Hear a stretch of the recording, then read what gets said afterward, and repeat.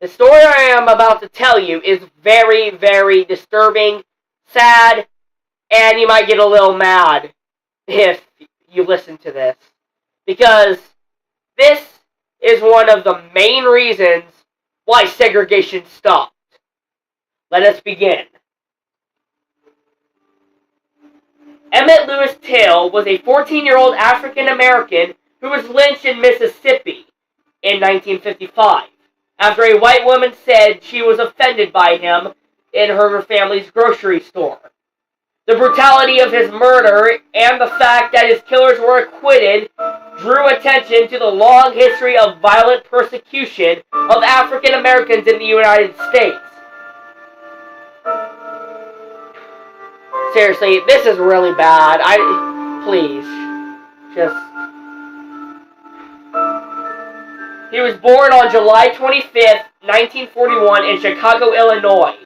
He died on August 28th, 1955 in Money, Mississippi, age 14. He is rested in Burr Oak Cemetery in Alsip, Illinois. Here's the backstory before the murder happened. Till was born and raised in Chicago, and in 1955 of August, he was visiting relatives near Money. In the Mississippi Delta region, he spoke to a 21-year-old Carolyn Bryant, the white married proprietor of a small grocery store there. Although what happened at the store is a matter of dispute, Till was accused of flirting with or whistling at Bryant. Decades later, Bryant disclosed that. In 1955, she had fabricated testimony that Till made verbal or physical advances toward her in the store.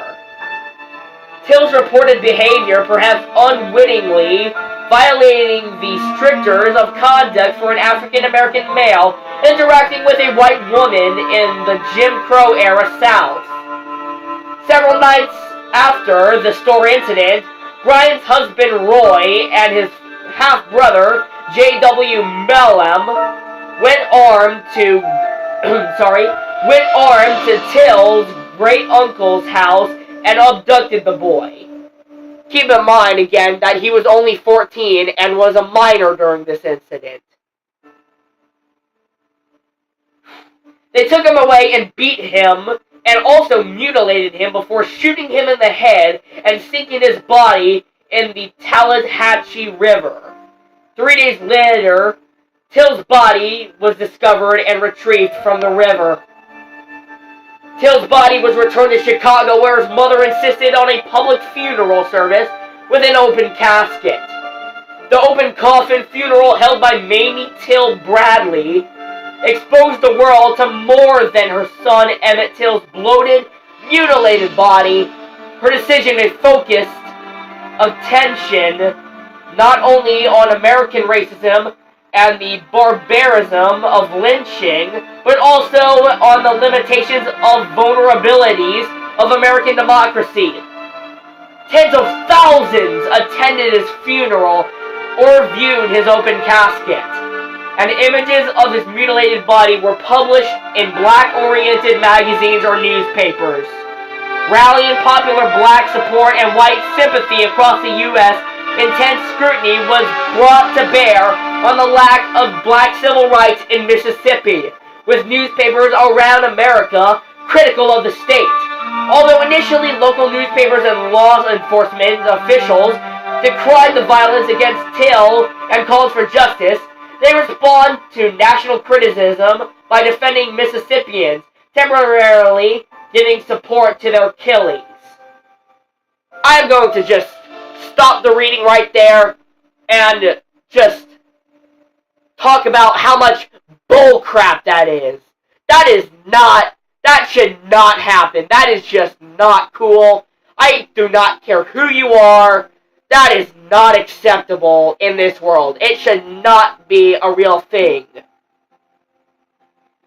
In September of 1955, Bryant and Millham were acquitted by an all-white jury of Till's kidnapping and murder. Protected against double jeopardy, the two men publicly admitted in a 1956 interview with Look magazine that they had killed Till. In 2004, the case was officially reopened by the United States Department of Justice. The defense team in the 1955 trial had questioned whether the body was that of Till. In 2004, Till's body was exhumed and positively identified. Till's original casket was then donated to the Smithsonian Institution, and it is displayed in the National Museum of African American History and Culture. After Milam and Bryant were acquitted, they initially remained in Mississippi, but were boycotted, threatened, attacked, and humiliated by local residents. Milam died in 1980 at the age of 61, and Bryant died in 1994 at the age of 63. Wow, they didn't even die at the average lifespan of a human, which is 71.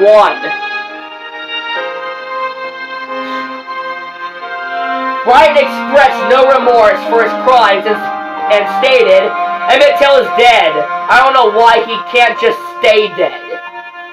I mean, what are you thinking? Come on! That is some serious racist, screwed up stuff. I am trying not to cuss, but I might break it in a minute. The trial of Bryant and Milam received extensive press coverage. Till's murder was seen as a catalyst for the next phase of the civil rights movement. In December of 1955, the Montgomery bus boycott began in Alabama and lasted more than a year, gaining a U.S. Supreme Court ruling that segregated buses were unconstitutional. Now you do it after Till's death. That's really cool. According to historians, events surrounding Emmett Till's life and death continue to resonate. Some writers have suggested that almost every story about Mississippi returns to Till or the Delta region in which he died. In some spiritual haunting way, an Emmett Till Memorial Commission was established in the early 21st century. The Sumner County Courthouse was restored and includes the Emmett Till Interpretive Center. The Emmett Till Memory Project is a website and smartphone app commemorating his life. 51 sites in the Mississippi Delta are associated with Till.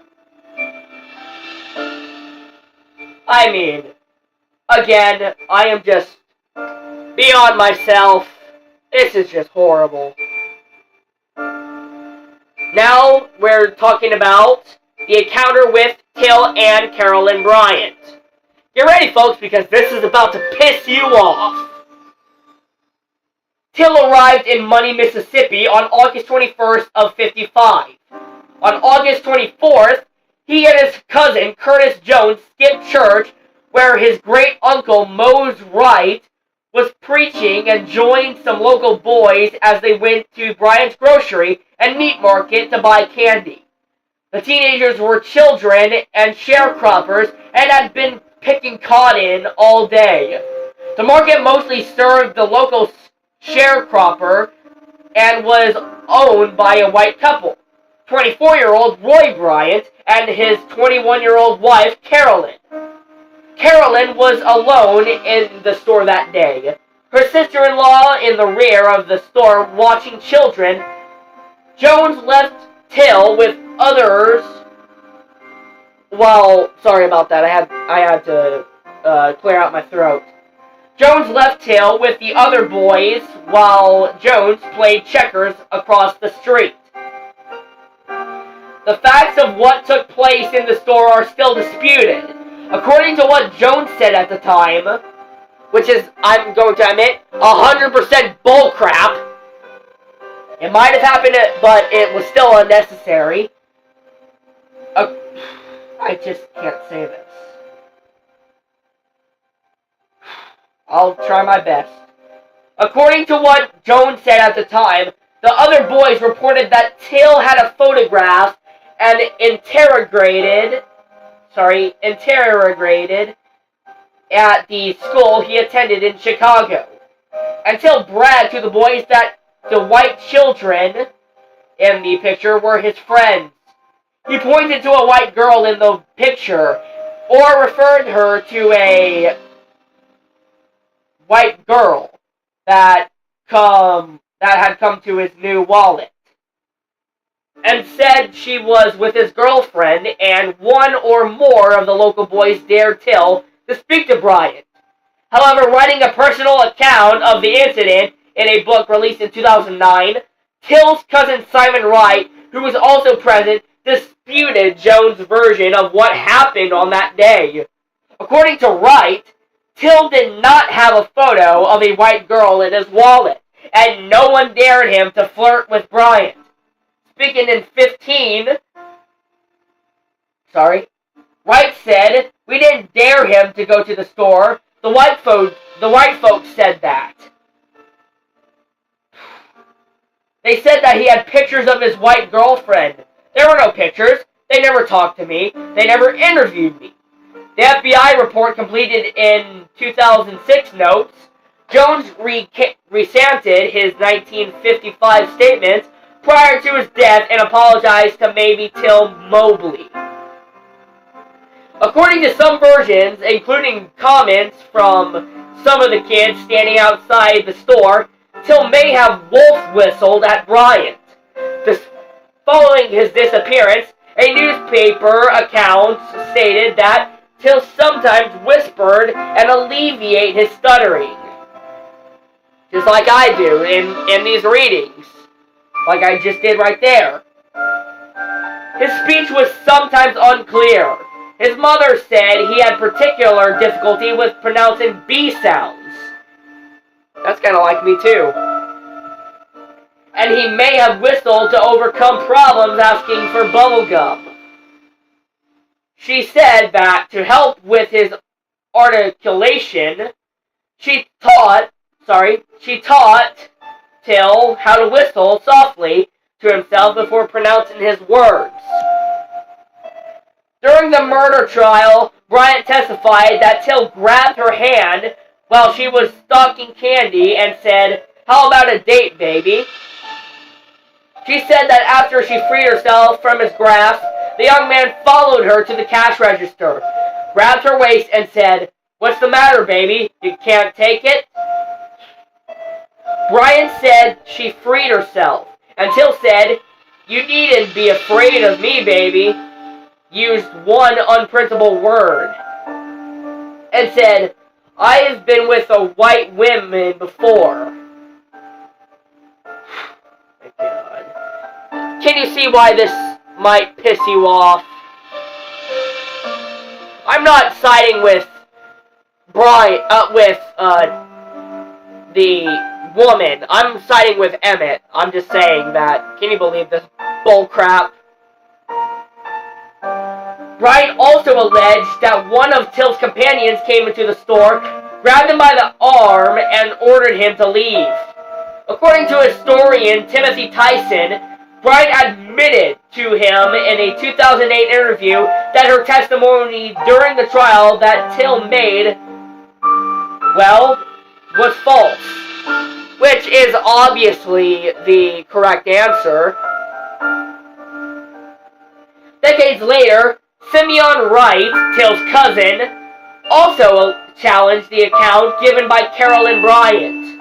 At the trial, Wright entered the store less than a minute after Till was left inside alone with Till.